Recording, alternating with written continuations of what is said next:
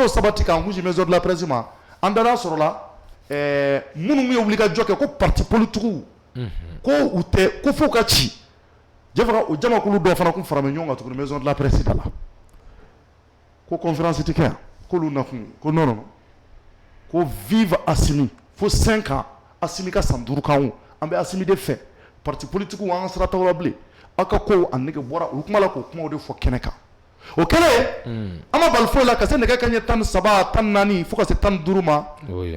parti politiques fana commencera ka na kunnafonidilaw fana caman kun bɛ yen Trabasolu ni kumabaw kun bɛ ka fɔ kɛnɛ kan kumaw yɛrɛ kun bɛ ka fɔ kosɛbɛ kumabaw kuma jugu kumaw kun bɛ ka sama sama ni ɲɔgɔn cɛ o lakanaba kelen minnu bɛ yen n'o ye an ka polisiw ye u tilala ka wulikajɔ sabati tuguni ka maaw bɔ ɲɔgɔn na tuguni jɛfaga k'a fɔ n'o don maison de la presse jɛfaga maison de la presse datugura conférence ma k'a kɔnɔ tuguni ka bɔ maison de la presse yɔrɔ la ka taa fo OSE terrain na fo ENA yɔrɔ la a bɛɛ kun fan bɛ lakanabaw la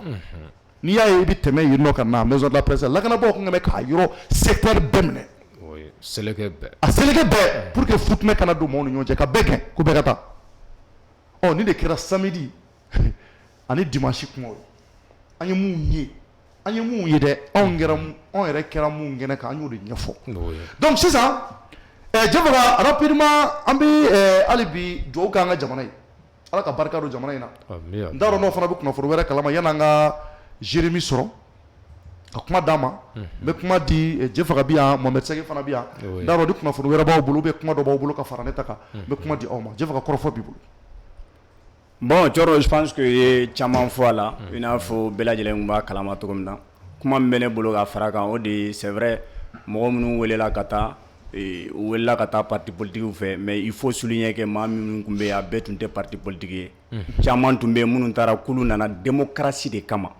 ko parce que ils pensent qu'aujourd'hui démocratie c'est-à-dire que kɛlɛ kɛra mun na maa minnu joli bɔra walasa ka se ka na ni démocratie ye o ko démocratie in bɛ ka tunun na il faut préciser parce que quand on dit les partis politiques c'est vrai parti politique mɔgɔw de wele bila u ma sinon n'i ye caman ka kɔrɔfɔ ta k'a lajɛ a caman nakun u m'a fɔ ko c'est-à-dire que parti politique dɔrɔn mais ko k'u nana parce que u nana pour la liberté parce que ni tun y'u ka kumaw yɛrɛ ta o de tun b'a kɔnɔ vive la c'est-à-dire que vive la liberté vive la démocratie à bas la dictature u ka slogan tun ye olu de donc il y avait beaucoup de personnes mɔgɔ caman taara dɔw taara certes parti politique ka wele kama n bɛ se k'a fɔ u bɛɛ taara o kama mais dɔw ta kun ye de ko parce que ko olu bolo démocratie fanga Mali mago b'o de la donc an k'an yɛrɛ sɔrɔ démocratie la donc c'est à dire c'est pas que fɛn fɛn tun bɛ yen k'a bɛɛ tun taara ko politique ko dɔw taara ko parce que k'olu mago bɛ démocratie de la dɔw taara ko parce que k'olu mago bɛ liberté de la donc o yɔrɔ in de tun bɛ ko fara kan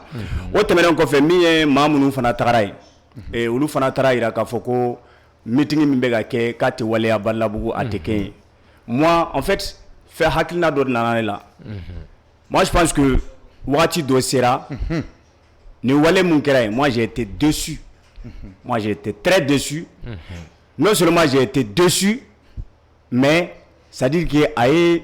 t'a dɔn n bɛna fɔ cogo min na quoi j'ai été déçu mais je m'attendais n tun sigilen don n'a ye k'a fɔ ko nin wale bɛna kɛ an ka jamana kɔnɔ don dɔ la cogo di voilà n bɛ n'o de ɲɛfɔ j'ai été déçu pourquoi parce que maliyɛn filaw de don minnu ko k'u b'a fɛ ka meeting kɛ minnu b'a fɔ ko meeting kana kɛ a bɛɛ ye maliyɛnw de ye certes bi u tɛ hakilina kelen na mais sini u bɛ se ka ɲɔgɔn sɔrɔ hakilina kelen na mais k'a ye k'olu de bɛ ka c'est à dire que kɛlɛ kɛ yɔrɔ la moi j'ai été déçu pourquoi parce que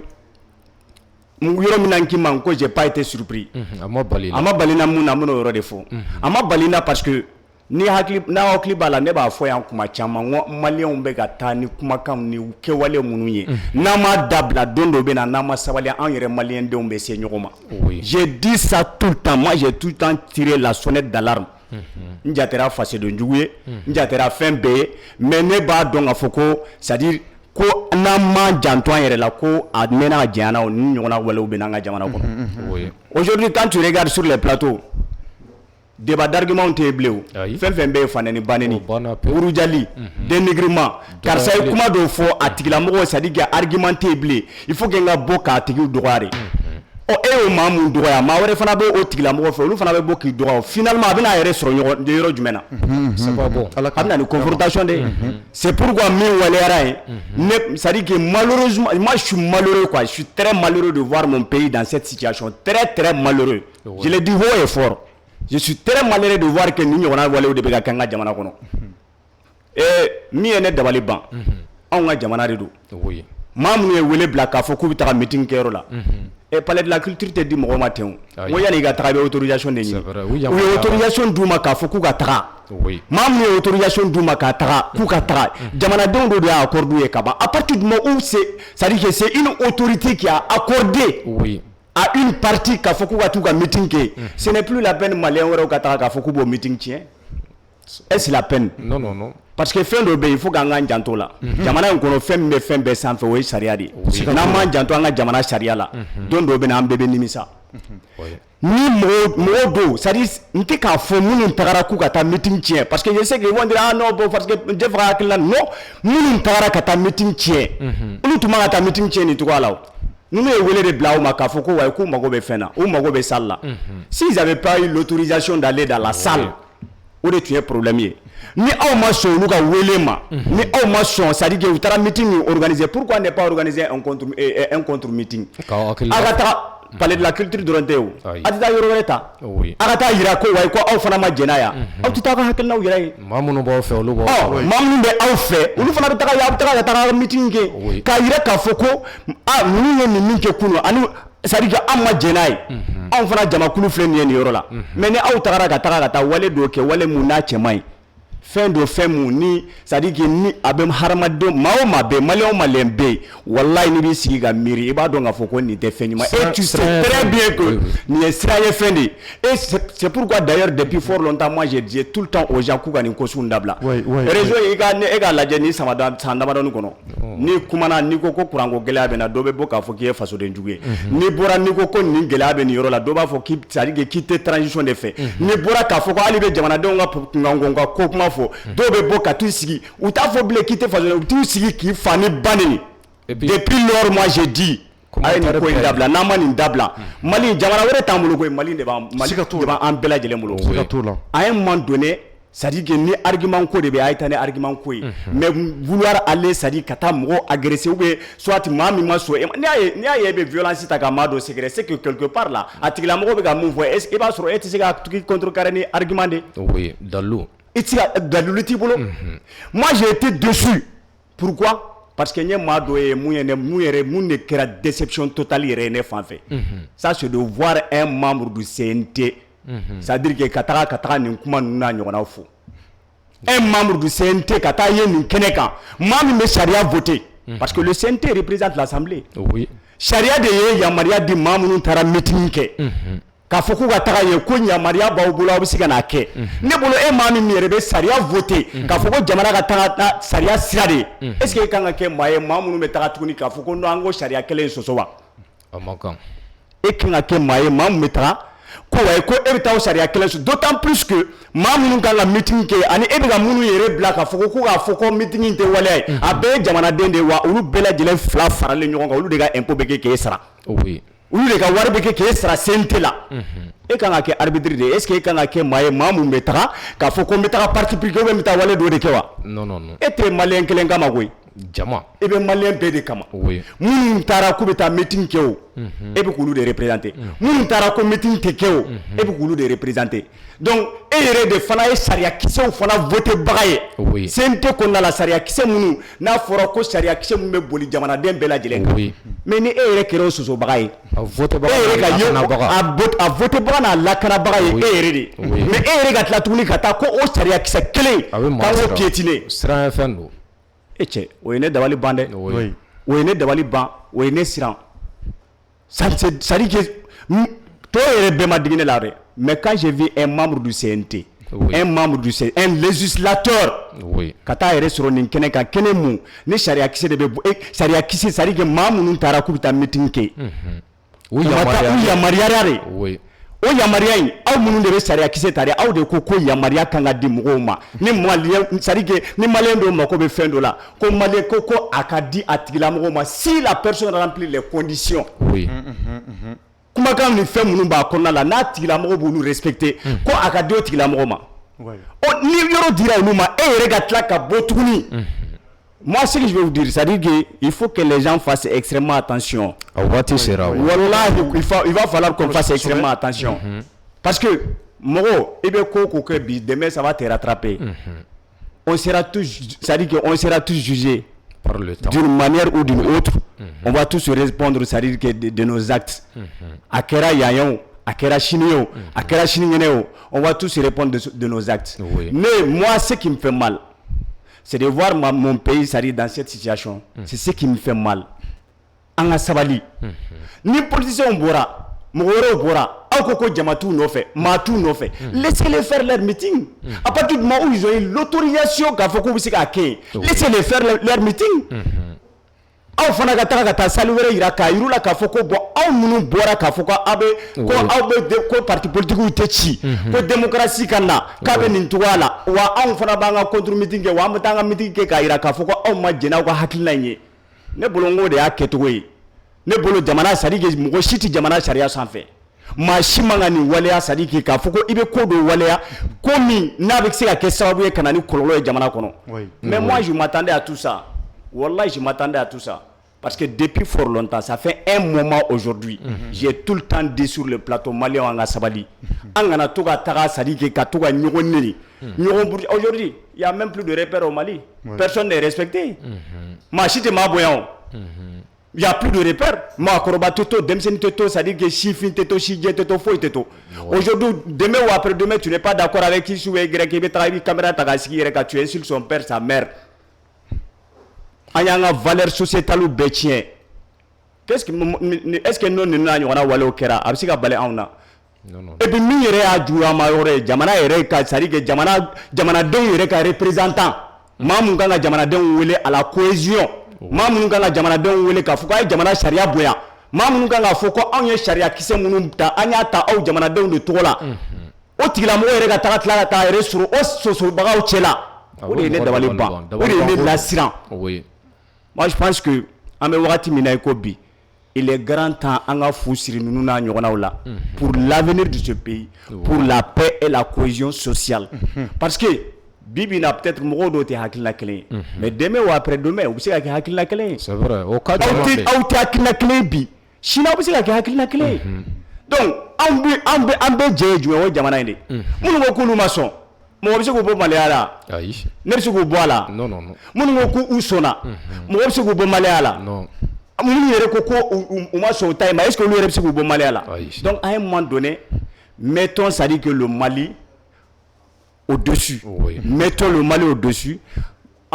Mettre le Mali au-dessus, c'est quoi? C'est de respecter les lois du Mali. Anga jamana sharia ou batu. Jamana sharia munu ko. Koni ambi figa fe munu waleya. Anga jamana kono. Oh, kanga taganu ulu ka sira de ya. Anw yere bela jelen jerani sharia kise munu ye. Anw ulu bato namu bato. A laban a bɛna k'an bolo anarchie ye a laban a bɛna na ni ko wɛrɛw ye ko minnu bɛna ni sababu ye ka fitina ladon an ka jamana kɔnɔ an mako tɛ fɛn minnu na et puis par rapport à la dissolution des partis politiques moi j'avais souligné ça lors de mon intervention laban in na j'ai dit vouloir dissoudre aujourd'hui le parti politique là n'a bɛna ni crise wɛrɛ de j'ai dit ça o alors que an bɛ jamana min kɔnɔ an bɛ wagati min na ko bi an mako tɛ crise foyi la an mako bɛ yɔrɔw la fɛn minnu difficulté wɛrɛ minnu bɛ yen problème wɛrɛ minnu bɛ yen an k'an ɲɛsin olu problème ma k'a kɛ ka fɛɛrɛw ɲini olu la c'est parce que c'est l'incident qui s'est produit là au CICB à la maison de la presse wallahi tu ɲɛ bɛ nin de la malheureusement je ne suis même pas heureux de savoir que ça dit que le temps m'a donné raison parce que a kɛra cogo o cogo fan fila in bɛɛ ye maliyɛnw de ye u bɛɛ ye ne do de ye et moi ça me fait mal ça me fait extrêmement mal de voir que mon pays c'est-à-dire un pays comme le Mali a k'a yɛrɛ sɔrɔ nin n'a ɲɔgɔnna situation kɔnɔ voilà merci Jefaga merci a ɲini hali bi an lajɛlibaw fɛ k'u ka partager ni kun ye Jefaga ka hakilila ta y'a la Kolon bɛ kuma di ma rapidement an kan ka Jérémy Dolo n kan ka o wele sisan ale ye CDM je pense que CDM c'est la définition de CDM c'est collectif pour la défense des militaires voilà ale y'o chargé de communication an bɛna ale wele olu tun bɛ kɛnɛ kan voilà olu tun bɛ kɛnɛ kan olu fana tun ka laɲini ye parti politique ka ci donc an bɛna kuma d'ale ma k'a ɲininka ka question damadɔ poser a kun kuma b'i bolo Mohamed Seck merci Thierno merci Jefaga Cɔrɔnɔ je faga an lamɛnbaga jɛkulu il est temps wagati dɔ sera an ka sigi kuma dɔw bɛ yen nɔ an k'olu tiɲɛw fɔ ɲɔgɔn ɲɛna ne ni karisa tɛ hakilina kelen na o ye tiɲɛ ye karisa y'a ka nin hakilina fɔ ne ma sɔn a ma o kɔrɔ tɛ karisa ye jugu ye o kɔrɔ tɛ ne ye karisa jugu ye Cɔrɔnɔ jamana mun bɛ jamana ja n'aw bɛ sigi la jagoya tɛ aw bɛɛ ka taa ni hakilina kelen ye wagati kelen kɔnɔ mais ka maa dɔ bali k'a ka hakilina lawaleya o bɛ na ni fɛnw ye fɛn minnu ma ɲi sigi la n'a bɛ sigi gɛlɛya mɔgɔw ni ɲɔgɔn cɛ parce que n'i ye nin ta k'a lajɛ ko min kɛra sibiridon an tun bɛ kɛnɛ kan a kɛra an ɲɛna ko min kɛra karidon n'o ye kunu ye an tun bɛ kɛnɛ kan a kɛra an ɲɛna ne hakili la du moment que nous sommes dans un état de droit an bɛ sariya jamana de kɔnɔ mɔgɔ dɔ ka wuli ka sariya labato k'a b'a hakilina fɔ sariya yɛrɛ ka jɛn n'a ye k'a autoriser a k'a kɛ mɔgɔ wɛrɛ ka wuli ka na k'a b'o tigi bali o y'i bɔlen sariya cadre kɔnɔ i bɛ k'i ka se de yira a tigi la heureusement on remercie le bon Dieu affrontement ma bɔ a ko kɔnɔ sinon kuma gɛlɛn caman fɔra a yɔrɔ ninnu na Cɔrɔnɔ kuma minnu i yɛrɛ jɔlen a yɔrɔ la i bɛ k'u lamɛn a b'i miiri janya a b'i siran maliyɛn bɛɛ bɛ fa ni ba la nin wagati in fana n bɛ mun f'i ɲɛna an bɛ nin wagati mun kɔnɔ a mɛnna janyana don dɔ a bɛ ban n'a banna mun ye mun kɛ e ka kɛlenw o bɛ to yen i ka kuma fɔtaw o bɛ to yen mɔgɔ caman bɛ bi camancɛ faga kɔnɔ u kɛlen don ka gulaki bɔ k'a da u bɛ ka transition défend à tous les niveaux c'est leur droit u ka hakɛ de don parce que bi o y'olu hakilina ye mais nin ko in yɛrɛ daminɛ an bɛɛ tun bɛ Mali kɔnɔ yan alhamdulillah an si ma sa an bɛɛ balolen don kuma caman fɔra kunun ani kuma min bɛ ka fɔ bi kelenw tɛ o maa dɔ ye kuma dɔw fɔ kunun nin tɛ kɛ camancɛ fanga bɛ kɛ tan a tɛ kɛ tan a bɛ kɛ tan bi olu bɛ ka kuma wɛrɛw fɔ o mais c'est leur droit mais bi ni politiki mɔgɔw surtout sifinnaka minnu bɛ politiki tɔnw kɔnɔ n'olu wulila ka laɲini kɛ k'u bɛ mɔgɔw wele ka na hakilina b'u la k'a di u ka bali k'a kɛ moi c'est mon avis personnel franchement c'est pas bon ko ɲuman tɛ parce que minnu fana bɛ wuli ka défendu kɛ k'u ka idéw défend an ka kɛ nin ye politiki mɔgɔw ye mais lajɛ caman bɛ kɛ mun tɛ politiki mɔgɔw ka lajɛw ye est-ce que mɔgɔ delila ka wuli ka taa fɔ k'a tɛ kɛ wa ko parce que a man d'olu ye wa n'o fana kɛra don min na o bɛ wolo mun na Ala de b'a dɔn donc Ala k'an bɔ o kow kɔnɔ mais an ka tugu tiɲɛ kɔ an ka tiɲɛ labaara an ka kɛ ɲɔgɔn fɛ jamana in n'an bɛnna k'an sigi ka kuma ka bɛɛ to yen bɛɛ k'i hakilina fɔ échange hakilina falen a ka ca Ala fɛ i b'a sɔrɔ bi fɛn dɔ bɛ yen ne b'a kɔn n tɛ sɔn a ma mais i b'a sɔrɔ a ka di je faga mais n'an kumana bɛɛ y'i ka dalilu di bɛɛ y'i ka argument di a bɛ se ka kɛ an bɛ se yɔrɔ dɔ la i b'a sɔrɔ yɔrɔ dɔw bɛ yen an bɛ bɛn kelen ma yɔrɔ mun na on aura toujours des points communs mais hakilina fɔ ni argument t'a la ni dalilu t'a kɔnɔ a tɛ na ni foyi ye ninnu kɔ fanɛni baleni ninnu kɛlɛw franchement parler an ka bɔ a kɔnɔ ça n'honore pas notre pays CNT membre yɛrɛ mana ye nin kuma kɛnɛ a bɛ mɔgɔ dabali ban a bɛ mɔgɔ dabali ban ko fanga yɛrɛ de bɛ ka nin kan na a bɛ mɔgɔ dabali ban et puis ça mɔgɔ bɛ fɛn caman miiri quoi ce n'est même pas une bonne image pour les autorités et puis tiɲɛ ye dɛmɛ ye tiɲɛ ye défendu ye mais i dɛmɛkɛtɔ ani hakilina défendtɔ kana kɛ sababu ye ka futinɛ wuli kana kɛ sababu ye ka mɔgɔ dɔw yɛrɛ bɛ i b'a sɔrɔ ko dɔw tagabolo ka d'u ye mais la façon dɔ i b'i adresse la i bɛ kuma jugu dɔw f'u ma parce que o hakilina tɛ an bɛɛ hakilina ɲuman maliyɛn den bɛɛ hakilina ye jamana taacogo ɲuman ye Cɔrɔnɔ d'accord n'a taara ka ɲɛ fɛnɛ an minnu de b'a kɔnɔ yan nɔ an de fana b'a tɔnɔ fɔlɔ sɔrɔ mais le temps reste le meilleur juge dans cette vie. En tout cas, merci beaucoup. Merci. De toute façon, an ka laɲini hali bi an ka jamana Ala ka jamana Ala ka bɛn ni sabati don a kɔnɔ. Je pense que nin bɛɛ kɔfɛ kuma laban a bɛ autorité de bolo parce que nin ko minnu n'a kɛra week-end in na je ne pense pas que n'an ye an ka autorité kumakan mɛn a ko kan bon surtout comme an bɛ dɔgɔkun daminɛ en même temps an bɛ a ɲini aw fɛ nin waati in na an bɛ weleli kɛ ka se ka mɔgɔw bɛɛ hakilata ɲininkali kɛ a la. Aujourd'hui an ye mun fɔ o kuma la o de don jamana in a bɛ waati min na ko sisan maliyɛnw il est temps que an ka na a fɔ k'an bɛ dimi ɲɔgɔn kɔrɔ ka ɲɔgɔn nɛni ɲɔgɔn ka fɛnw kama c'est très important parce que civil tɛmɛnen mɔgɔ caman kun sigilen b'a kan k'a fɔ ko dɔ bɛna bɔ a la dɔw yɛrɛ ka jateminɛ y'a fɔ k'a fɔ ko ɲɛmaaba dɔw yɛrɛ tun bɛ minnu kun kan ka na kɛnɛ ka politiki mɔgɔba dɔw k'olu ma ye ko peut-être que k'u siranna k'a fɔ ko affrontement de bɛna kɛ bon a kun caman kunkolo la parce que de fait que nin bɔra surɔ groupe in bɔra sɔrɔ ka ni kangarida ka kɛ a ye caman jɔrɔ a ye caman sira donc an ka laɲini hali bi ala kana futinɛ bɔ a ko kɔnɔ ala ka hɛrɛ bɔ a ko kɔnɔ donc an bɛ Jérémy wele rapidement ka kɔrɔfɔ ɲininkali damadɔ bɛ yen an b'o tɛnku ale la voilà an b'a ɲini hali bi an lajɛliba bɛɛ fɛ Mali kɔnɔ ani Mali kɔ kan u ka partager donc an bɛ kuma di Jérémy ma donc ka se ka a ka se ka kumakanw voilà donc a ka se ka an b'a ɲininka question damadɔ la si possible donc an ka partenaire fo n'o ye Pixel Lubrifiant ka u fo k'u waleɲuman dɔn tulu a kɛ ka Mali kɔnɔ yan voilà donc Jérémy salamu aleykum ça va somɔgɔw bɛ di Baasi tɛ yen. Tari baasi t'i la kɔni somɔgɔw kɛnɛ. Baasi foyi tɛ na mɛ n jaabi. Ba. Aw yɛrɛ don baasi t'an na. Alhamdulilayi baasi foyi t'an yɛrɛ la. A diyara n ye. Bien donc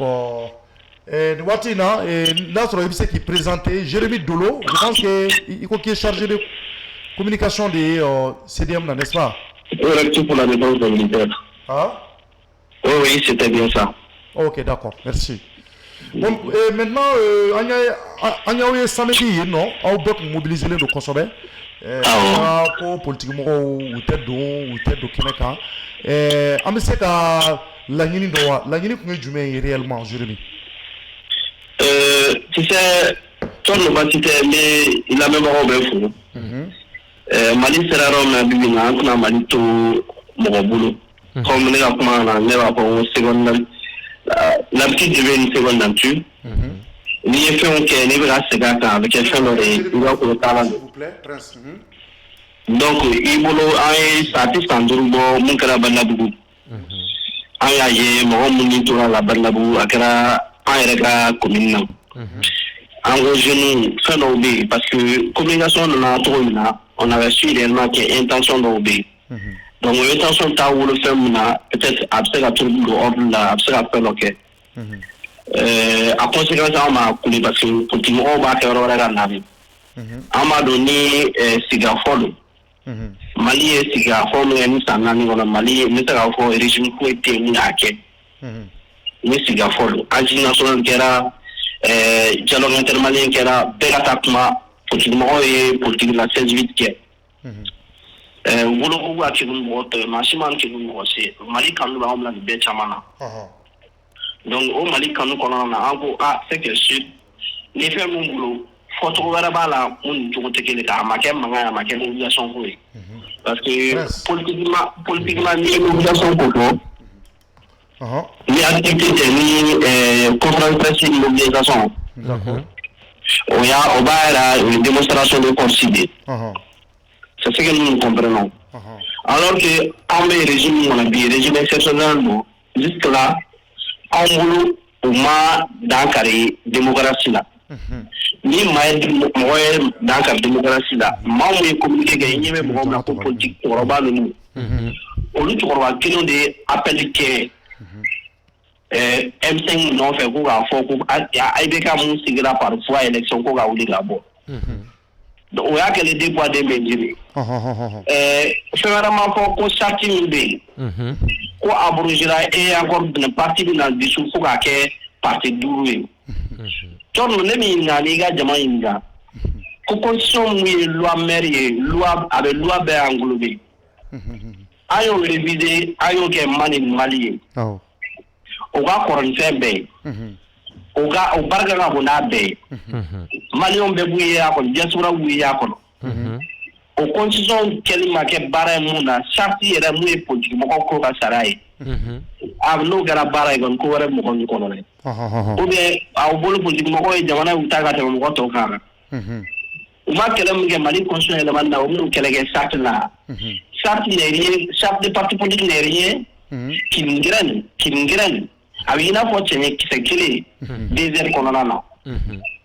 an ye désert déplacé minnu na an ma sɛgɛn o na gɛrɛngɛrɛn a déplacé minnu na anw cɛla donc pour moi a fɔra ko bɛɛ ka taga ni bɛɛ taara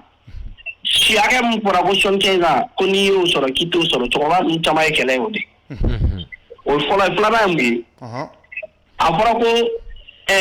an bɛ ka kɛlɛ kɛ Mali ko kama an bɛ ka kɛlɛ kɛ démocratie kama le Mali a existé bien avant la démocratie bɛɛ k'o yɔrɔ faamu et le Mali va exister après la démocratie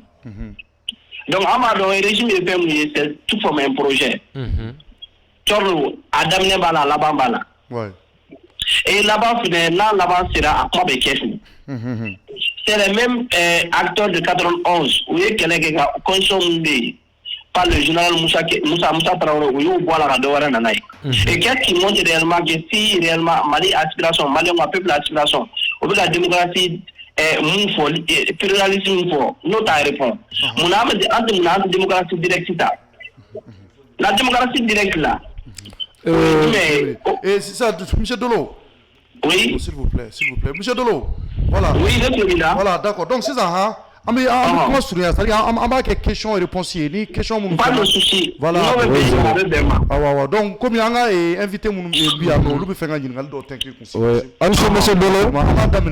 Mohamed Sek, la Jeff Rafanabi. Vas-y. Monsieur Dolo, merci beaucoup. Wele Jabi a Djaran Kosebe. Ɲininkali bɛ yɔrɔ min kan. Plaisir partagé. Voilà, merci beaucoup. Ne ka ɲininkali bɛ yɔrɔ min kan. Meeting mu n'a ye wulikajɔ sabati ko meeting tɛ kɛ.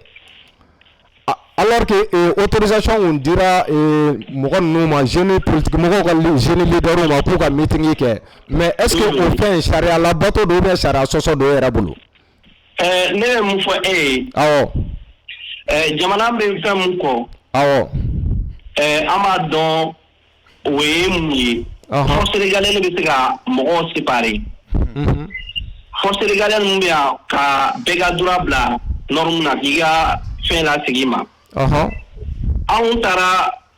u ye wele bila bɛɛ la n'i ko maliyɛn kɔni n'i ko politique mɔgɔ n'i ye wele bila bɛɛ la bɛɛ bɛ taga o. Ni bɛɛ taara kɔni. Dɔw de sirala k'a fɔ ko n'u nana ka tiɲɛni kama de. Non intention yi la force régalienne mun bɛ ka bɔ. Parce que intention mun bɛ yen o conséquence. Monsieur Dolo, e ko ko dɔw taara parce que ɲininkali ye min ye wale mun kɛra ye maa minnu taara ka t'u ka meeting kɛ autorisation do d'u ma k'u ka meeting kɛ e ka ne lamɛn e ko wele bilala bɛɛ ma c'est à dire que bɛɛ ka taga maintenant ni bɛɛ taara ka taa wale kɛ wale mun n'a tɛ tali kɛ autorisation dira maa minnu ma k'u ka meeting kɛ est ce que o ye waleya ɲuman ye wa d'autant plus que bien avant que a ko yɛrɛ ka se an y'a ye mɔgɔw dɔw bɔra ka vidéo kɛ k'a fɔ k'u bɛ walew dɔw ta k'a ɲɛsin jamana kɔnɔ est ce que a ka ɲi wa. Oui, Jefa. Oui. Ne bɛ mun fɔ yan n'i ye wele bila mɔgɔw la il faut attendre à toutes les conséquences. Non. I bɛ ka jamanadenw bɛɛ wele parce que aw siran ne ɲɛ. Anw jeunes wulila n'a bɛ kɛ a ye taa kɛ yɔrɔ wɛrɛ. U taara kɛ fɛn na a kɛra mankan ye. Mais lakana tigilamɔgɔw kun tɛ yen wa. U taara kɛ maison de la presse kɛ. Mais u taara maison de la presse la mankan kɛra ye o kuma e ma image ye mankan kɛra maison de la presse fana la. Jusqu'à ce que policiers nana kana fɔ ko mɔgɔw ka ko mɔgɔ minnu taara ka taga ni autorisation d'uru ma k'u ka conférence de presse kɛ fo force de l'ordre taara ka taga olu labɔ donc mankan kɛra yen fana. E ka tɛ jaabi dɔ a ma kɛ wa. Monsieur Dolo kɔni. Olu ma se ka u ka conférence kɛ wa. O ma se ka kɛ o parce que ils ont été perturbés. Ne kɔni ne ye dɔ ye. Non, non seulement tellement que ils ont été obligés kata yoro wɛrɛ de kata ken. Mais a ma kɛ yɔrɔ kɔfɔlen na o. Est-ce que o ka ɲi wa? An mago b'o yɔrɔ in de la an bɛ fɛ c'est à dire monsieur Dolo ne an mago bɛ min na. Non ne tɛ ka jugement kɛ dɛ. Monsieur Dolo e tɛ ka an ka question de jaabi c'est à dire que question min posera e kunna. Au lieu que la question Djabi, et bien un argument là on est en train de parler de ce qui s'est passé au meeting. Wale Munkeraï, et en tant que Malien, Wale Munkera, autorisation dira Mado, ma Kuluga Tarauga meeting qui est Mado Kana tien. Est-ce que Wale Anumaewa, Amagobo Djabi là? Faut que les gars aient le jugement. Ou bien, on est pour le sécurité. Adela Mohamed ou le Boudon, Amadi Mohamed ou le Boudon.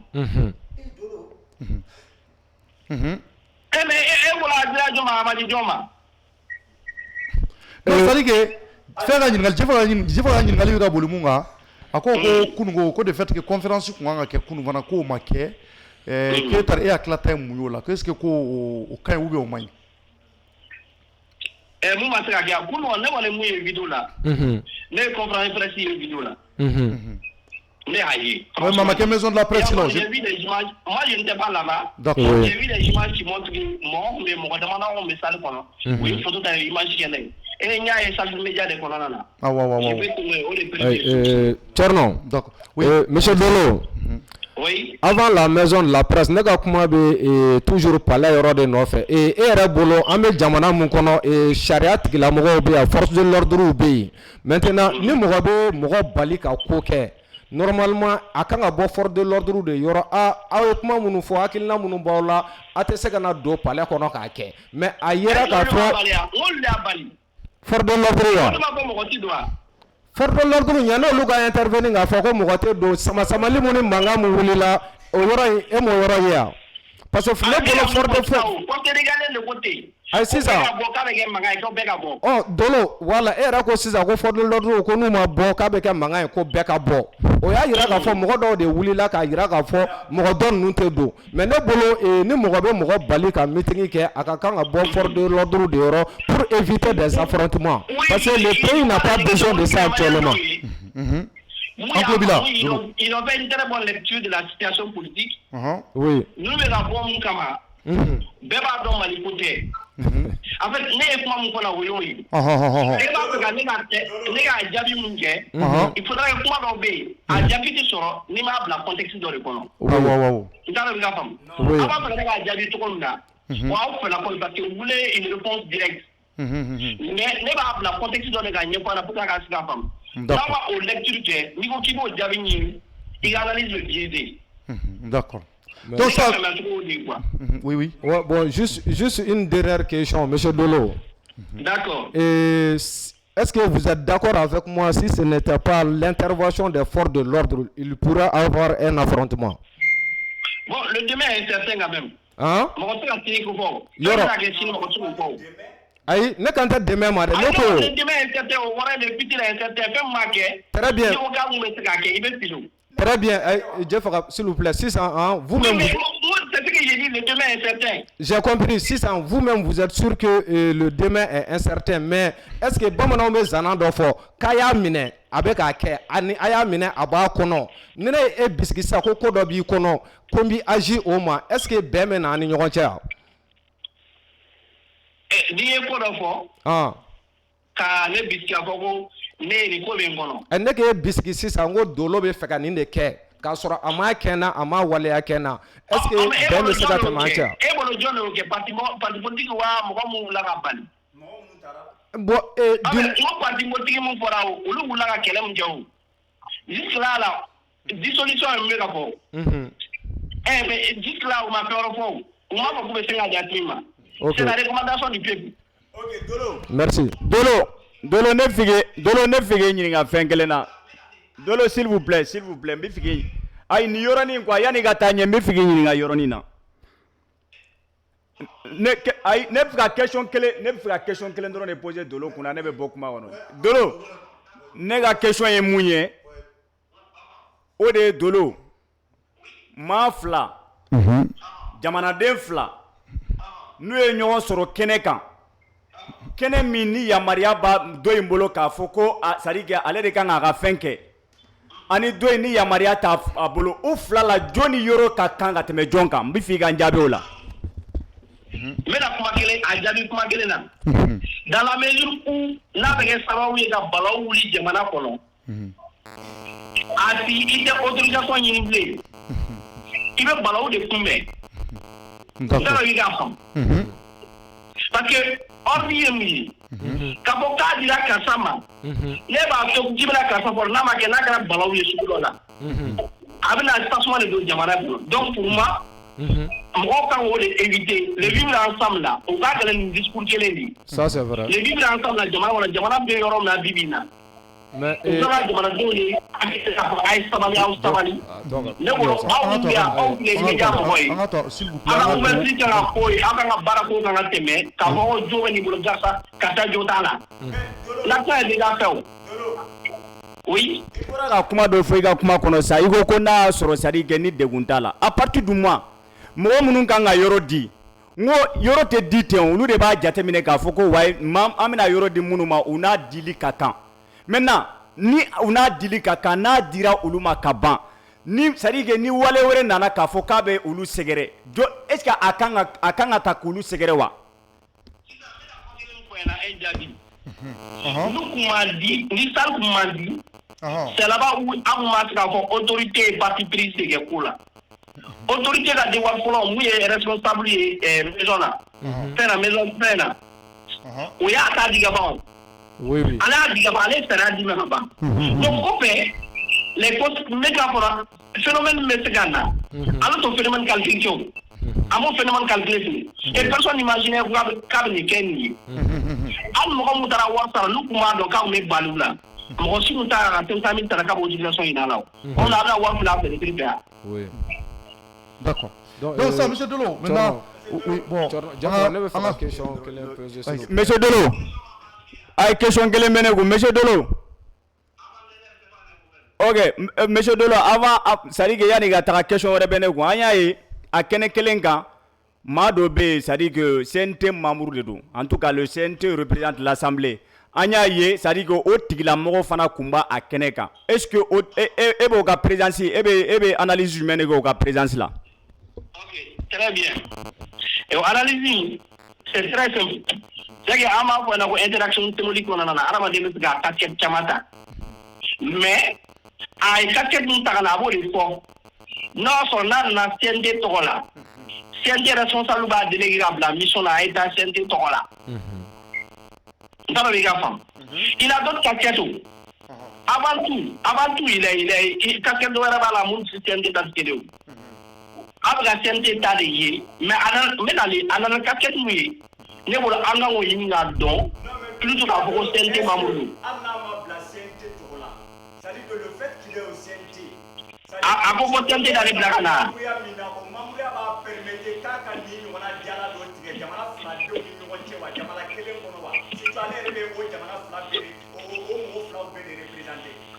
Il met la point les points là, en un cas qu'il y a où il a donc il est mieux placé. Amna munga berge historique, ça c'est des préjugés et moi je n'aime pas les préjugés. D'accord. Tout là, aya wele, car ça est dans le casquette du nez. Et là, la réponse qu'il va donner là, moi je pense que Jefa, on va nafa, on va tourner là-bas, à la même part, on va nafa, d'abord, on va amna la pour y Torno, s'il vous plaît, monsieur Dolo. Oui. Vraiment, merci pour les réponses. Mais il y a un mot de fois 600 et préjugés.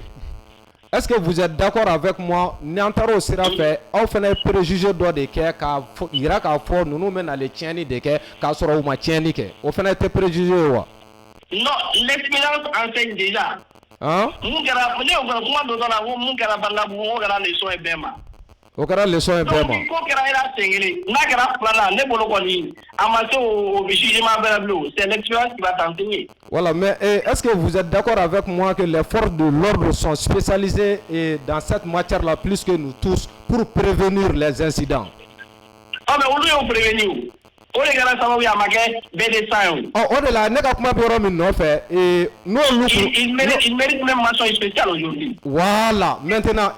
si ils savaient en réalité que ne ninnu nana u bɛ nale tiɲɛni de kɛ olu b'o dɔn ka tɛmɛ aw ni anw bɛɛ kan. N'i y'a ye palais dir'u ma u y'a di u ma ka da contexte dɔ de kan. Ne ko activité n'i y'a jateminɛ.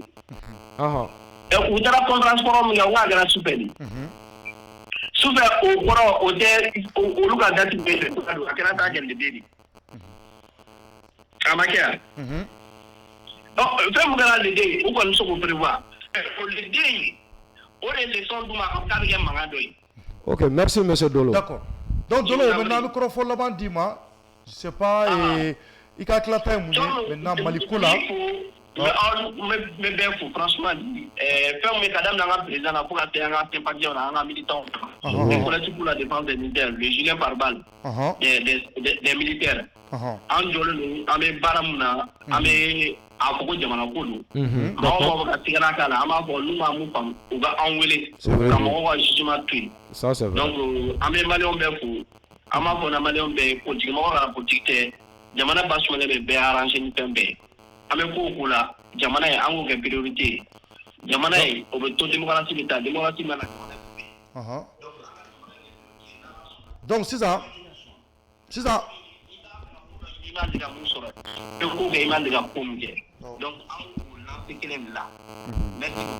donc sisan fɛn monsieur Dolo maintenant an b'a dɔn laɲini ye c'est à dire que an bɛɛ bɛ ka siran mun ɲɛ n'o ye mankan kana bɔ a la jamanadenw yɛrɛ dama kana se ɲɔgɔn ma et qu'est-ce que toi tu proposes maintenant pour éviter ça?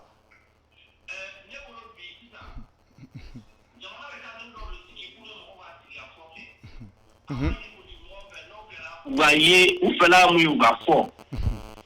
Et ma ye, ni mo ko mu fo e ba fa ki go soso. O chamai. Avant de n'avoir pas été politique, ne bolo qui devrait être l'exemple aujourd'hui quand beaucoup étayer liberté d'expression et étayer faire monde à faire à des colonana. Donc en voulant dire, en voulant dire malipoïne. Ama pourquoi bekaine a bemai. Maintenant au cas d'un jugement que quand on référé nous rendons à démocratie. En venant avoir donc amour faut de là. D'accord. Mali c'est un pays dans c'est particulier. En fait, si Mali Mali dans tout le monde, on va boni anga nan taxi baye comme na fait wora quoi. Yamana kona. En bora conscience ngura, on sera tamanga asisi ngera, ani constatation ngera, ni ifela ngi, c'est dans le monde le combien. Donc na les recommandations ngera national ngera. Dans le monde be. D'accord. Du moment où ça y pela pour, il me sera fait be quoi. Mais aussi, on va donc abna on va faire manga wora oui. Ni politique mo ko e manga muli jamana ko mo ko manga oui. Uga sabali jamana tu kilenta jamana on be jedi on te politique la mais am sera ko jamana on be jedi am be ga chenu jamana yi adekla am do ko albi alaka jamana yi jamana do uga kambe amina na o jamana do ga here o mo ko mina bo awna o no tonodu ni alaka do me merci Boudolo merci beaucoup bonne soirée merci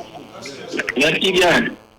Voilà, nous sommes dolés, on est à faux, à Wallimandon, à Klilaoula, parce que Jamana est au déa de faux,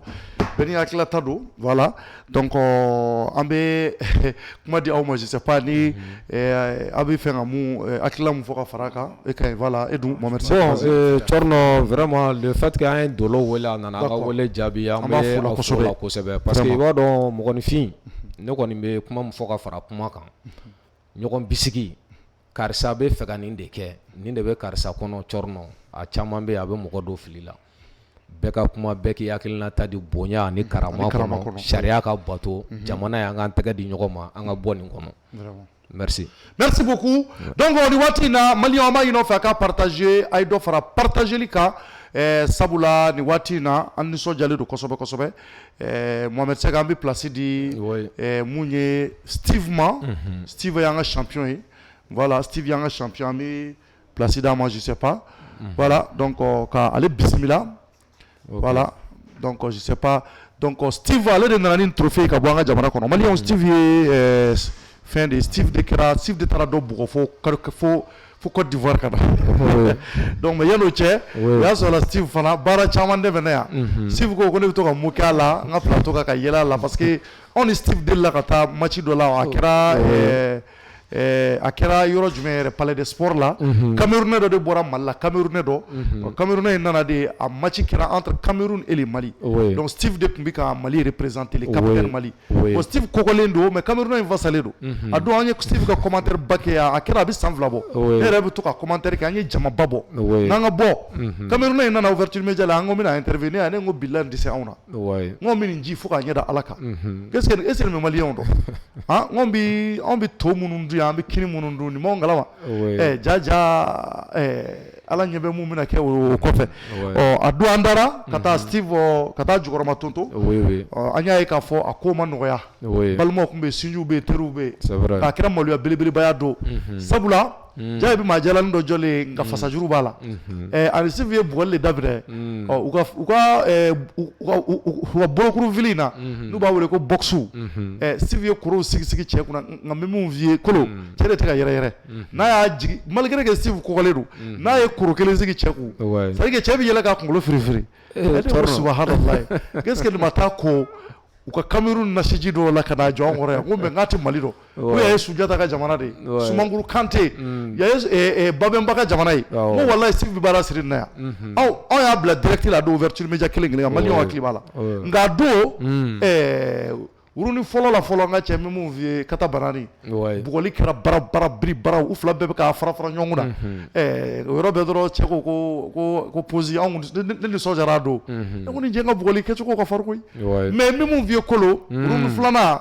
est ce que match ma ban o la wallahi match banna match banna a don ne yɛrɛ ye téléphone da n kulo la ko Camerounais gagnera a y'an ka cɛ bugɔ y'a ma faamuya b'a la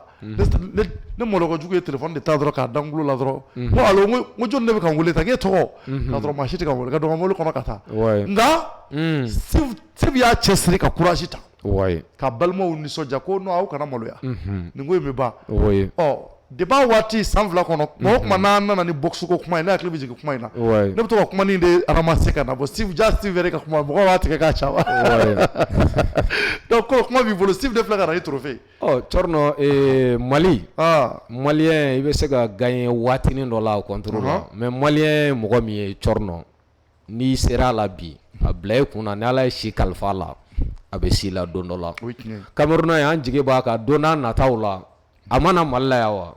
an ka cɛ bɛ bɔ yan k'a sɔrɔ Cameroun ka kabako d'a kan ye parce que a bɔra k'o misaliya dɔ yira sisan an da bɛna don o kuma de la parce que jeu bi i bɛ gagner sini i bɛ ci et puis bolomurufili fana filɛ hali n'an tɛ spécialiste ba y'a la i b'a sɔrɔ a dɔw la i bɛ erreur fitinin kɛ i tɛ se k'a rattraper bilen ani i tɛ se o tɛ kelen ye bi i ye ko fɔ ko ban mun kɛra Côte d'Ivoire sisan a ma dogo maa si la yɔrɔ o tɛ Steve ka so ye o t'a ka so ye dɛ voilà Steve le capitaine Mali i ni su ko bɛ cogo di micro b'i bolo n terikɛ salut à tous Mali encore pour vous introduction comme toujours d'accord donc yani nga do kuma la mi ana mɛbaga bɛɛ kan ɲina micro kɔ dɛ ana mɛbaga bɛɛ fo wa man filɛbaga bɛɛ fo mais nga coach fo African Fight Sport Academy ACI la u bɛ MMA kɛ u bɛ kickboxing kɛ u bɛ Muay Thai fana kɛ boxe thaïlandaise donc mes fédérations fo parce que c'est la fédération qui au lieu de boxe kickboxing régulier mais fédération MMA Fanafo. Donc je remercie aussi mon sponsor la société Socaf en Côte d'Ivoire moi permis de convaincre.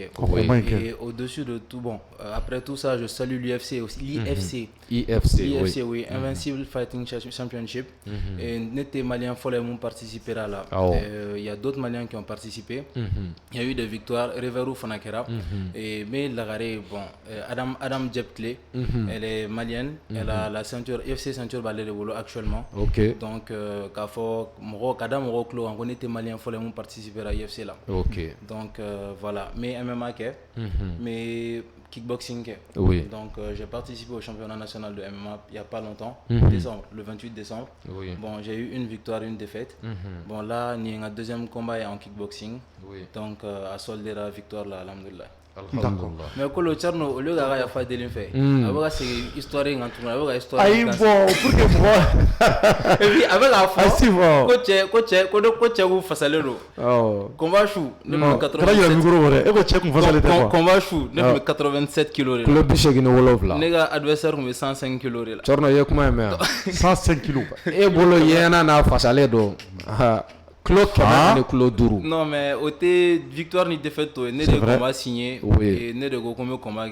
ouverture média et de combat organisation na ko médiatisation bekera ala nga sponsor soro ambi ko wakati au lieu de combat sponsorisé bon abbe sor la nori donc côté kuma ko ne mo fo bi che nga green ou ben nga green che chira a raison ben non a raison travailler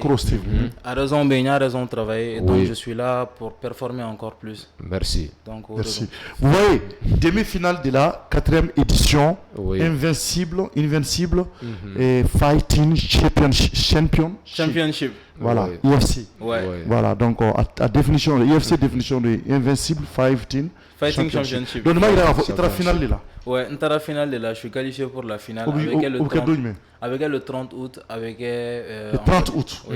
Abidjan. Et Charles, nous sommes empêchés non, boxe mandi mo en fait non. Non, boxe mani mo n'était mo dans fait non boxe kadi moué. Surtout nega boxe de compétition à mani mo en fait non. Oui. Bon, il va refaire il va à la télé ko ito yigata ni jojo ta. Ito yigata donc le 4 août. Avec Abidjan. Bon, en août, en août parce que ma date il faut ma avec Abidjan normalement. En fait, il y a rien d'officiel quoi, faut ma fonner yana.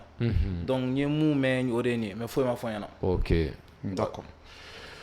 D'accord, donc on m'a dit que Steve est soro Amadou de Steve ka finalita ni ala sonama sabula anjigi bodeka ni ko badi voilà parce que ta finale yɛrɛ la problème do bologoro fele box nous vle ni ibu ko kungolo la voilà mais si ima bana ni match na ima i gena chokodi aw dankera urun joli à peu près. Bon, Machina, et déjà il faut savoir que Machina est à Domungundo, c'était le 26. Machina reportera parce que Samba nana. Le 26 Le 26 passé. Avril. Oui, Okay. Machina reportera parce que Samba nana. Mais Machi report qu'on a là, mais c'est à fond des travail psychologique donc c'est quand il y a deux matchs qu'on a en réalité parce que l'expérience il battait dans la ring donc à me peser là les adversaires veillent là avec un état serré et puis à faire la démonstration avec un box qui est comme si à ces box là tu vois donc ne compter un match qu'on a au premier jour là après deuxième jour je me suis dit bon ne me retiens gando normalement qui sont plus forts que lui donc ne veut se rendre en réalité donc match au début en carte préliminaire la boxe là vos cartes préliminaires les combattants nous donnent une ou bien combat sigilité bon en cas avant dernier match c'est comme co-main event c'est comme événement principal secondaire quoi. Donc normalement match est 3 rounds 3 rounds de 3 minutes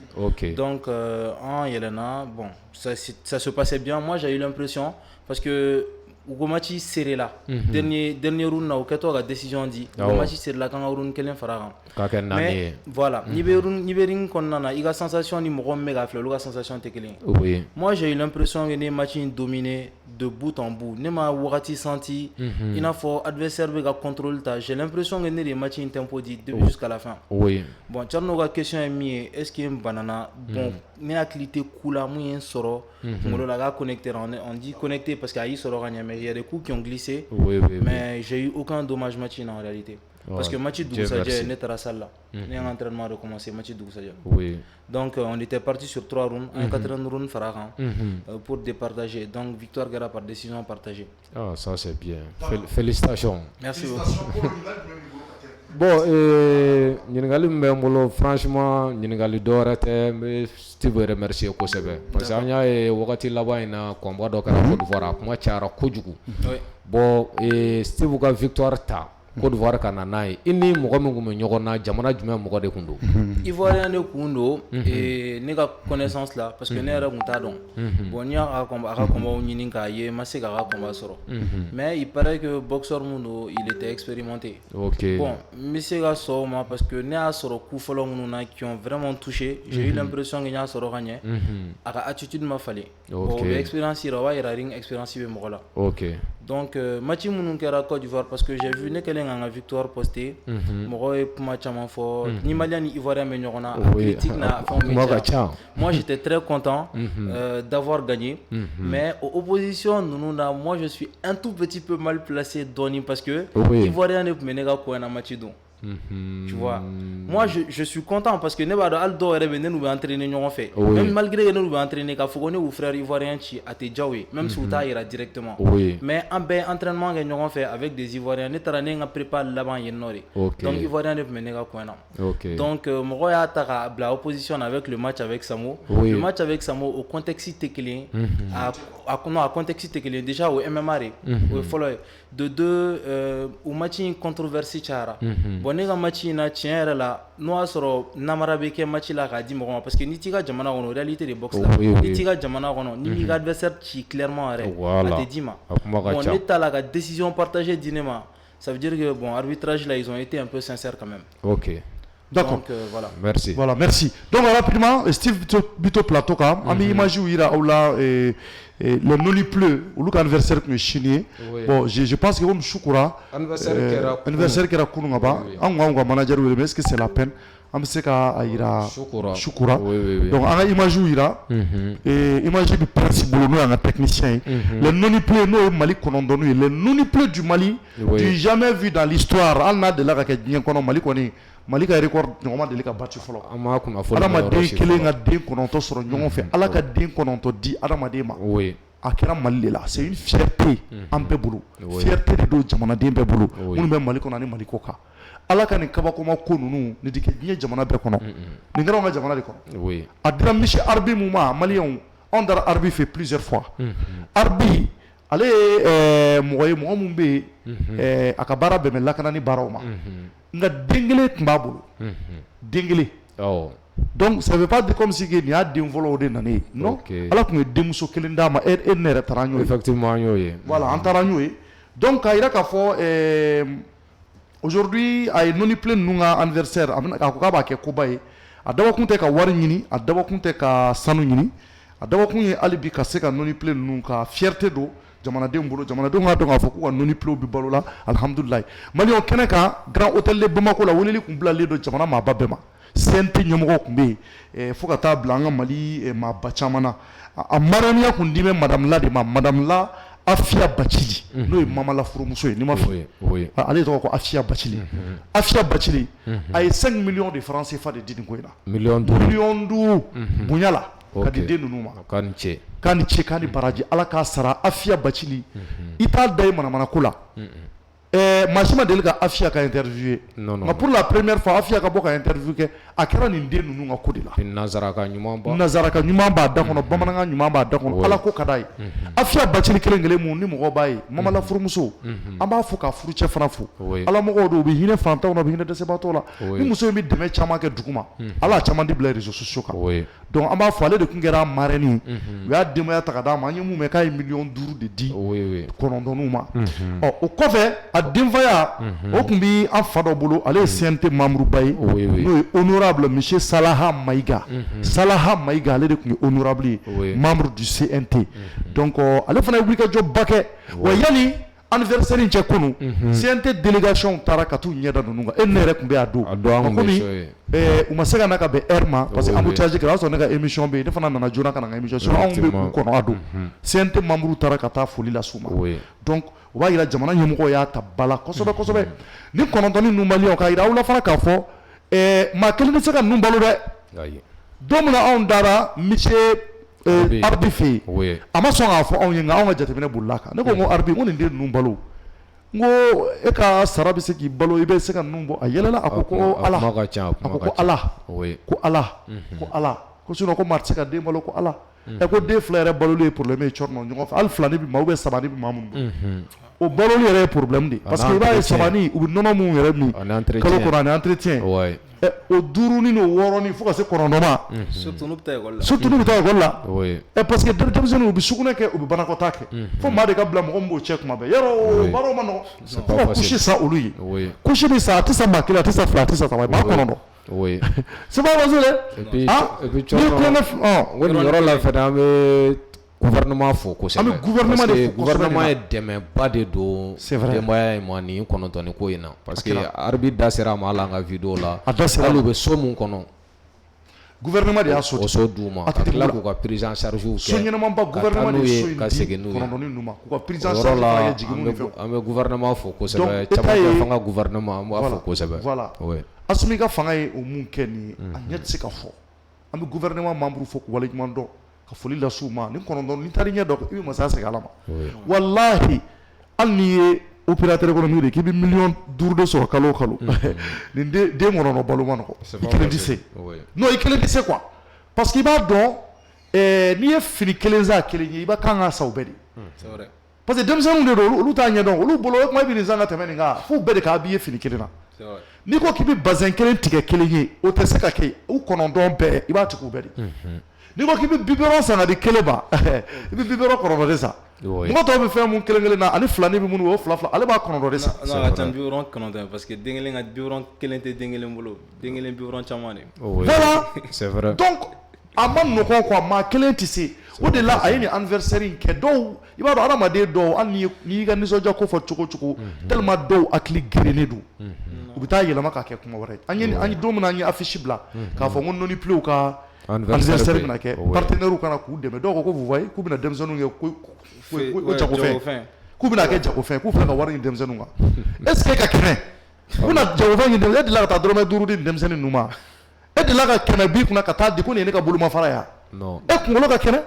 cɛ mun bɛ ka ninnu balo e b'a dɔn a bɛ k'u balo cogo min na i b'i sigi bon ne fɛ ka kuma jugu fɔ quoi k'a fɔ ko mais ko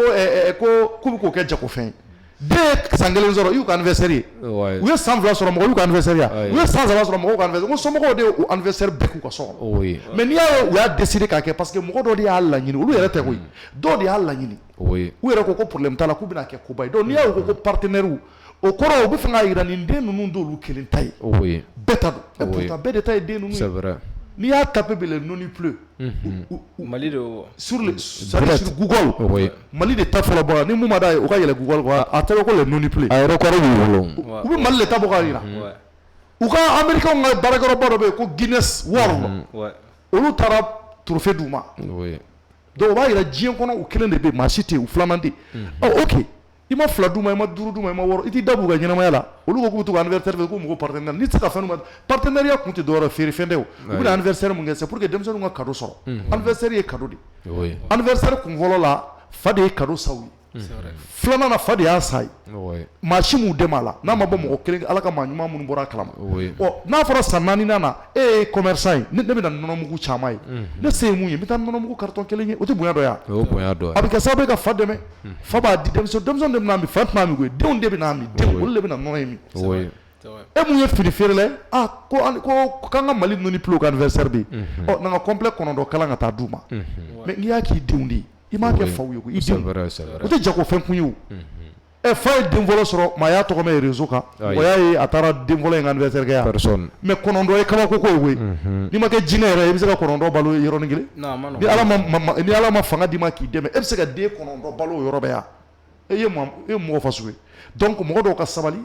anniversaire kɔni kɛra wasa ni baden kɔnɔ maa minnu y'a kɛ an b'u fɔ an bɛ Umu Sangare fo ka waleɲuman dɔ la diva di Wasolo Umu Sangare y'a jɔni yɔrɔ fa kosɛbɛ n'an bɔra Umu Sangare déplacera ka taa ɲɛda fo ni 9 ninnu kan Umu Sangare taara ɲɛda u kan a don anw kan ka taa nka y'an sɔrɔ an bɛ reportage dɔ la u ye anw wele a bɛɛ la ko Cɔrɔma a ye na Umu Sangare kan ka na Umu Sangare taara cadeau kɛ a se mun ye a y'a di a participera la wa c'est Umu Sangare même qui était ambassadrice ale de tun y'a ambassadrice ye a y'a cɛsira la parce que a denw de don den 9 mais c'est une fierté pour elle a kan ka kɛ maliyɛn bɛɛ ka fierté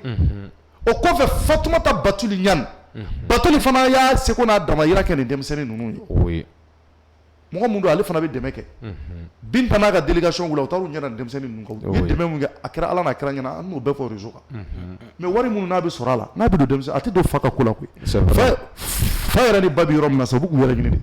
ni ko bɛ k'u yɛrɛ ɲini olu yɛrɛ bɛ sɔrɔ fɛn fɛn kɛ u bɛ hami denmisɛnnin ninnu de la u bɛ se ka kɔrɔbaya cogo di fɛn ka n'u sɔrɔ u ka sécurité u kɛn bɛ ka so belebeleba dɔw so in bɛ yen a ka bon den ninnu ka sécurité u kɛn bɛ ka caméra de surveillance de bila a kɔnɔ u kana bɔ ka tunun parce que u caya kojugu la dɔ bɛ se k'a den ka bɔ ka munuma ka taa kɛnɛma wagati bɛɛ u ɲɛ b'u la ala k'an kisi donc fa bɛ k'o kɛ e b'a dɔn bɛ ka balo cogo min na donc ni mɔgɔw ma far'u kan k'u dɛmɛ a ma nɔgɔn fo balimaw ni teriw ni sinjiw ni maliyɛnw bɛɛ de ka far'u kan k'o kɛ o de la maliyɛnw ni événement exceptionnel kɛra kunun Grand Hôtel de Bamako maliyɛn maa ɲuman tila bɛɛ tun bɛ hali minnu ma se ka se olu ye duwawu sama donc anw yɛrɛ kun kan ka taa nka a y'a sɔrɔ an bɛ ko dɔ boliboli la fondation Bali k'olu de tun y'a parrain Bali olu de tɛ Azala ye voilà fondation Bali pour le développement olu de tun ye parrain donc o de la olu de ye hôtel di Fu ko dɔrɔmɛ kana sara u ka hôtel dira Fu événement taara kɛ hôtel kɔnɔ donc fondation Bali an bɛ Bali fo ka wala a ɲɛmɔgɔba yɛrɛ Musa Bali de tɛ Musa Dɛk Bali an b'a fo ale de tun y'a parrain ka foli ɲɛsin a ma a ka nin denmisɛnnin ninnu dɛmɛni na kosɛbɛ ka tila ka musokɔrɔba in yɛrɛ fo an'u ka musokɔrɔba an b'u bɛɛ fo k'u waleɲuman dɔn ka Asiya fo ka waleɲuman dɔn ka Umu Sangare fo ka Batuli Ɲani fo ka foli lase maa dɛmɛbaa bɛɛ ma an b'u bɛɛ fo Mali kɔnɔ an da sera ma an da ma se ma dɛ an bɛ dɛmɛbaa bɛɛ fo parce que jama baden de tun bɛ kɛnɛ in kan ala ka maa ɲumanw caman an da tɛ se ka s'a bɛɛ ma bi nka ala k'u bɛɛ sara denmisɛnninw ye san 4 sɔrɔ kunun alhamdulilayi rabil alamin ala ka san 5 n'a jira an na anw kɔni b'u ka bila la fo sini n'a ma diya maa mun ye i ta ye kungo ye den ninnu kɔni hali sini partenaire bɛ ɲini u ye a banna ni tɛgɛma ka gɛlɛn k'a don i denw da la anw b'a don an denw da la tɛgɛma gɛlɛn de ka ca jamana in kɔnɔ yan o y'a sɔrɔ u bɛ taa wari di sunkuruw ma nka denw kungo la u tɛ se k'a kɛ n'i y'a bila réseau kan k'e taara k'u ka denw kɛ ko ne y'a ye commentaire ko ne ye fili fiyɛ de est-ce que ninnu kunkolo bɛ yen n'i ye fɛn fɛn bila réseau kan bi bi in na mɔgɔ dɔw bɛ kuma dɔ sɔrɔ ka fɔ quoi n'u m'a kuma u bɛ sa Cɔrɔnɔ dugu in commentaire n'a kuma kana bɛɛ lamɛn tɛmɛ dɔw la d'accord Kolo merci kɔrɔfɔlɔma jumɛn b'i bolo Steve bon kɔrɔfɔ min bɛ n bolo c'est-à-dire que actuellement boxe avec influence sur Django en général. Les réseaux sociaux a été il y a quelques années, boxe, kickboxing, MMA. A été il y a quelques années à compter sans faire quoi ça veut. Actuellement avec influence sur et pays monument qui fait Niger, Côte d'Ivoire en premier, Ghana, Nigeria, ou bien ascendance sur l'organisation et puis boxe le mot chama de ma demsanu demain kabo genou demain kabo bolongono avec quel est inutile chama bali parce que ni sport de sortie de mot là par la force de ses points activité de délinquance qu'on a de drogue ni fond qu'on a donc moi j'appelle aux partenaires mon monsieur la boxe demain parce que n'est la condition mouna moi je veux dire que j'ai été privilégié ni doit y aller Snapchat quand avant mako des Ivoiriens nous font croire que les Ivoiriens sont plus forts que nous. Non. Avant moi, il faut savoir que vous avez entraînement qui est non. Dans l'entraînement qui est vous avez béton et sans fait. Dans l'entraînement qui est dans des conditions très très difficiles. Vous avez la carte de ta Côte d'Ivoire. On a carte de ta Côte d'Ivoire. Et 2-3 jours après, vous combattre. Moi, j'ai eu la chance, je sponsor sur Socaf, le représentant de 3X de Vinto en Côte d'Ivoire. Il m'a pris le billet. Netara combat dans des conditions on va dire beaucoup plus confortables que Moroware. Donc sponsor ou ni partenaire ou il faut pas voir ça voilà il faut pas voir ça comme une informaticité ou bien mena donner que boxer business dit boxer business dit en ouverture média jara match organisé en on a un sponsor on a que très difficilement parce que vraiment sont accompagnés mais ni moro sport accompagné en général en fait il veut boire boda de créer billetterie bola et athlète bola munu mesega moro représentés par leur personnalité et tout de suite nega snap konnana ne chien follow a 10 000 vues sur c'était à travers ce combat ne a cadronné à bla il y a des médias qui ont relayé les médias munu donc qui n'ont pas tagué quoi que ce soit ou chama bon manwele ou ya relayé parce que il y a des fiertés nationales ou ya chari ou c'est là mais Bossi écrit il m'a demandé des informations il y a Dalema ani Anou Bamako ani d'autres médias donc j'ai posté donc moi j'appelle aux sponsors et partenaires mon monsieur la compétition poussée la compétition demain pour que on puisse on va dire rentabiliser ce sport et rentabiliser beaucoup de jeunes qui sont très talentueux parce que moi chamamba donc grâce à moi mais ne folloté boxeur Moussa Songara folloté boxeur et Mali là il y a eu plein de boxeurs et je rappelle aussi que le 9 normalement au Niger tournoi un tournoi organisé je pense par la Russie je ne suis pas très sûr mais un combattant doit participer là qui est de ma salle Araman Soumounou Sarambounou donc à Guyana il y a pas longtemps renouveau là il y a Takata Mali représenté à côté de Fousséline Traoré et d'autres boxeurs qui sont très très bien. Donc voilà, c'est ce que j'ai à dire. Si les sponsors et les partenaires peuvent pousser la boxe, ça peut être très très intéressant. Merci beaucoup Steve, merci beaucoup Mohamed Seck. Ambe afoya ala ka shin irana ka obe fo ka wale nyimando ala ka anga jamana basigi ala ka malidia akambe watuure. Au revoir.